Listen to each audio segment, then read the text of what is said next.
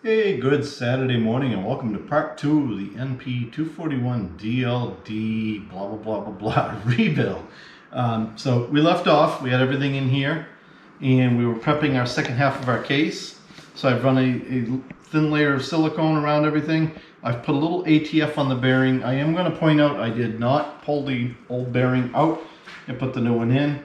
Again, the old one felt fine. This is a pain in the butt to get out.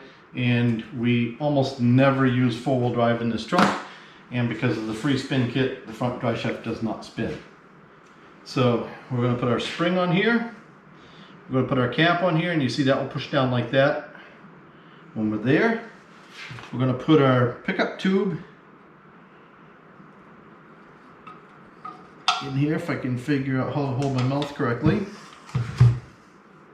And then if we can do this without making like a massive mess, it's at this point that I realize I could have put the actual silicone on the other half of the case and I could have held onto this a little easier. The pump goes just like this, goes on that shaft.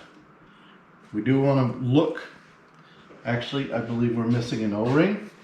If you look in this pump, there's an O-ring. The new pump doesn't have one in it, it's right here. So we're going to hold this, we're going to balance this, and put the O-ring in like that. So always something you want to check like that. And then there's our pump ready to go, and it just kind of rests there for now. You're going to see in a minute that I'm going to have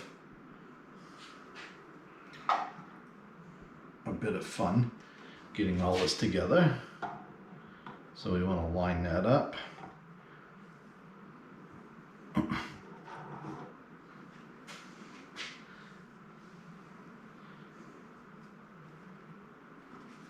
Mental note, always put the silicone on the other half of the case.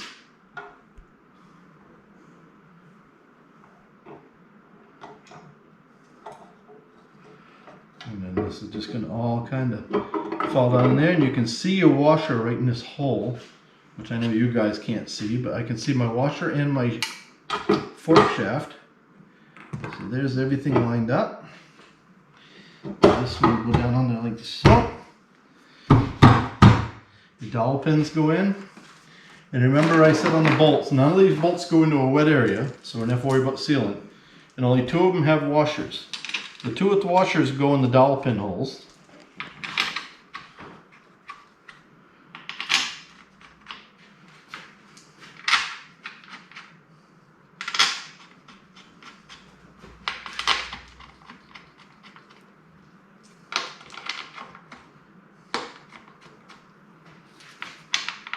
And I like to, as you'll notice by my piles of bolts, I like to keep my bolts separated by where they come from. Just, it's easier for me when I go back together, I don't have to think about it.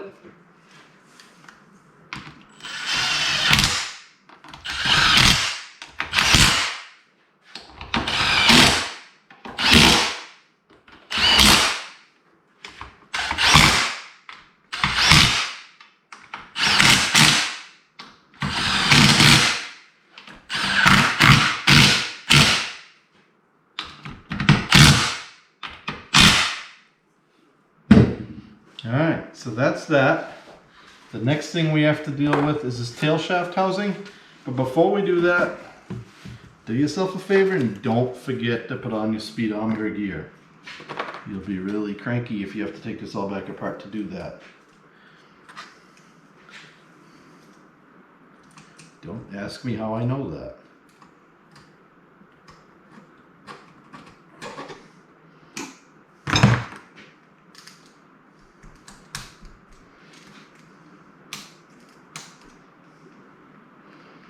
The thing is though, by doing this stuff yourself, even if it does cause you some trouble, and like I said, these can go either way.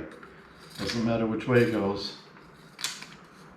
But doing this stuff yourself, even if it does cause you a little bit of trouble and you have to backtrack a little, or you spend a little more in parts or something, the good thing is you know how the equipment works. And you know, you can kind of see where if you're on the side of the road on 95 with the camper behind you and something let go here, you can kind of see where you could get towed into a campground or something, and you could kind of see your way through doing this if you had to.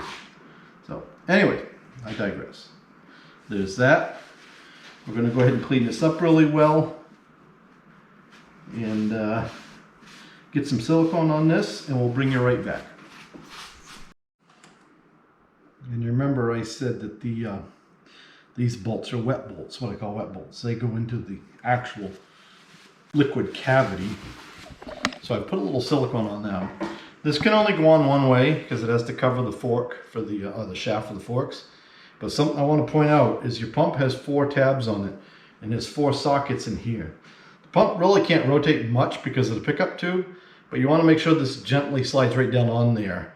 Don't force anything so you don't break it. So we're going to go ahead and slide that down on there. And we're going to look at our little holes for our pump, and they should basically at some point fall right in. Sort of like so. And then we're going to go ahead and put our bolts in.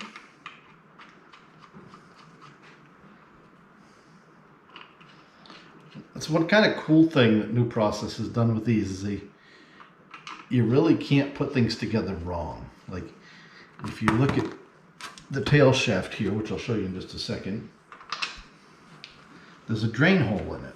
And logic would tell you want the drain hole down, but it would be easy to miss.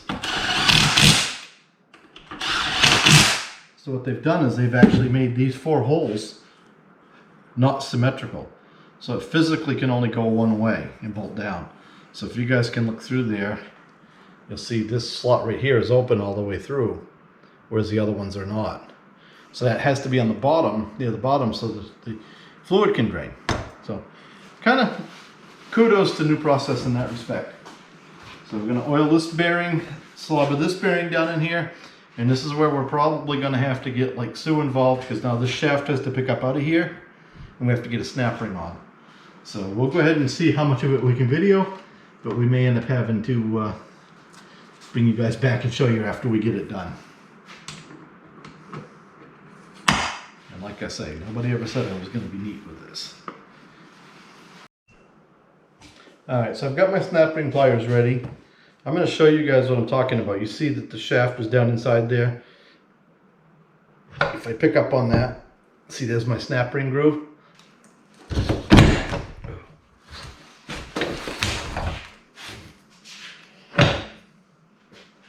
It's a lot easier when gravity's not working against you. Yeah, I was hoping to show you guys, but We can do that because they're totally portable. so now I get it out where I got to pull my snap ring pliers out a little further. There we go. And this snap ring, I guess, can be problematic and can break and allow that shaft to walk. I've never seen it myself, but I've read about that, and they make a special assembly there that you can get. So that's kind of as far as we can go on that end, because remember I told you we ordered a set of equipment parts from one company, and they didn't ship them yet because they're waiting for one part. The tail shaft bushing does not come with the rebuild kit, and I really want to change that. So the other company they ordered the parts from, I forgot to order it the first time. So that will be here Tuesday. So we're going to leave that off for right now. That just goes on there like so you get it turned until everything lines up. Bada bing, bada boom. A little bit of silicone. Put your seal in the back of it. So what we have to do now is we have to turn the case around. We have to work on the other end of it. It's getting heavier too. So we got a couple things we got to do. We got to put this piece on here, and we got to put our input seal and our yoke on. So on the yoke, one thing you want to look for is a groove down in here. Let's see if I can get that cleaned up a little bit. You see that rusty groove right there? In this case, it's not much of a groove, but that's what you want to look for on this. If that's too bad, you may want a new yoke or repair sleeve or something. So you want to clean that up, find your seal, Now they say you don't need to put any sealant on these seals because they have this goo on them already. I still like to put just a little bit of silicone on them. So what we're going to do is I'm going to go ahead and get this ready to go. And I'll bring you guys back when I've got this ready to go. Because one thing they don't do for you here is they don't tell you which seal is which. So you're really sitting here with this pile of seals. And you're like, which one looks like this one? None of them. So I have to figure out which seal is the seal for that. Like this one here, I can sort of see, no, that's not it, it's too small. That might be it. I think it's that one. So you can kind of see that, and you can kind of feel, you know, does it fit the yoke, yada, yada, yada. But sometimes when there's nothing that's even close, you have to look at it and say, which one is it? And that one's too big around. That one fits. That one's too big around. That one fits, but I see it's got a flange. I'm pretty sure that goes there for the rear output. So I'm going to say it's that one, just based on the fact that I only have one seal. It's that big in diameter. This is a spare seal for the pump. The new pump came with the seal, so we're not using that. We'll set that over there. These go in here when you're ready to put that together. This is for a different model. We're going to go ahead and set that over there. So yeah, we're going to go ahead and we're going to make sure we got the right seal. We'll bring you back. We'll put this on. We'll put our yoke in, and we'll get this thing wrapped up as much as we can do until we get it in the truck. And show you guys part 3. I've got the input seal bearing retainer, or whatever you call this piece, ready to go. The only trick on this one, I haven't checked the holes to see if they're symmetrical, but it does have a drain port right here for the bearing. You know, this is a hole in the case right here that lines up with it. So it's important that that goes back in the right way. So drain port, hole. I put a little transmission fluid on the input shaft just to protect the seal. And then I put a little silicone on my bolts because again, these are, I think, I'm not sure if all 4 are wet bolts, but they, at least 1 or 2 of them go through into the fluid, if you will. We'll snug them up.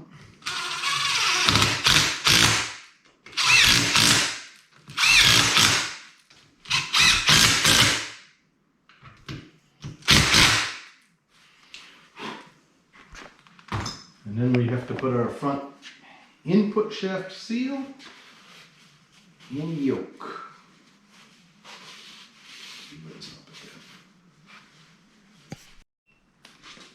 So I like to put some transmission fluid on these. You'll see we got our seal in already. So I'm going to put a little transmission fluid on there just so it goes into the seal a little easier.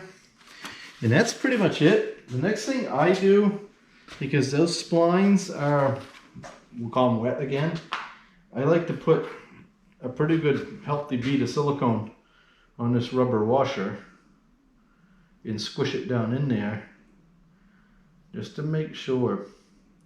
Because I've seen a lot of people chase a leak thinking it's a seal around the yoke when it's really coming around the nut.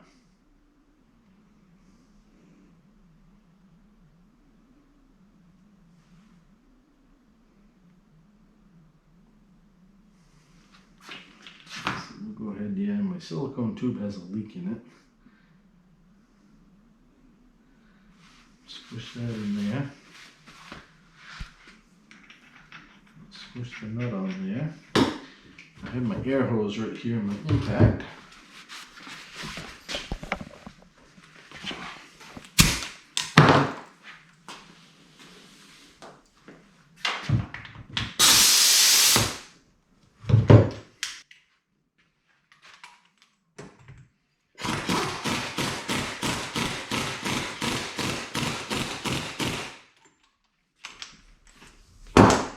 That's pretty much it. So you can see that won't turn. That won't turn the shaft because it's in 2-wheel drive. We have checked it. It does work.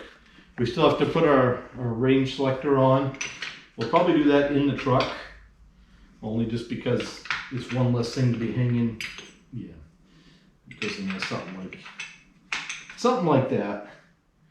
Or I can't remember if it goes up or down. Either way, It may go down. It goes in there, something like that. But we'll do that in the truck so that we're not fighting it. And yeah, the only thing we have left to do to this thing now to get ready to go in the truck is we have to put our tail shaft on, which we talked about. And we have to put our speedometer gear and our indicator back in.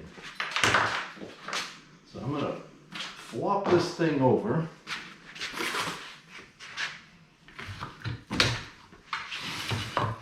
And I say it's getting heavier. These things aren't terrible. I think they're probably about 80 pounds, maybe 100. So our speedometer gear goes in there, and our four-wheel drive indicator goes in here. So this we don't use anymore on this truck, but we're going to put it back in to plug the hole. We actually have a electrical sending unit coming from a GM. This happens to be vacuum for the Dodge, and because we've done the free spin kit, we don't use the vacuum anymore. So we're going to try the electrical one. So what you're doing here is just trying to match up what looks like the correct O-ring. We'll screw that down there.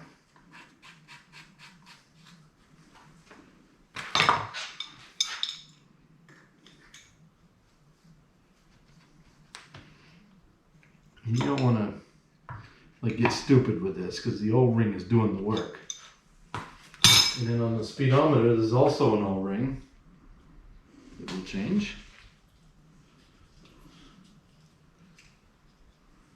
And I try to take them off a little carefully in case they didn't give you a new one in the kit. You can go back to it, you know, because it depends on what you're doing. Like in our case, we don't have a lot of time to wait for more parts. We've got to get on the road. But if you were doing like a hobby or a project or something. So we're going to go ahead and put a little transmission fluid on that O-ring and put that down in there.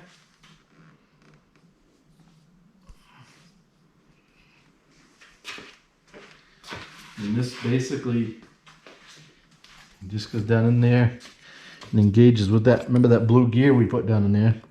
That goes down in there and engages with that. There are some notches on here. And there is this little thingy here that goes in those notches. So I can tell you from experience also to get it turned how you want it before you pop it down in there, because they don't always turn quite so easy after the fact.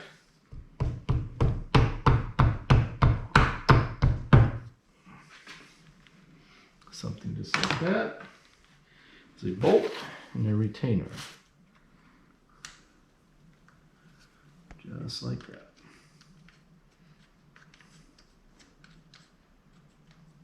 And this is a dry bolt. It does not go into the wet area. So no sealant is needed on that. The only thing we had to seal was that O-ring. I think that is 13 millimeter. And yeah, I could use the other end of the wrench.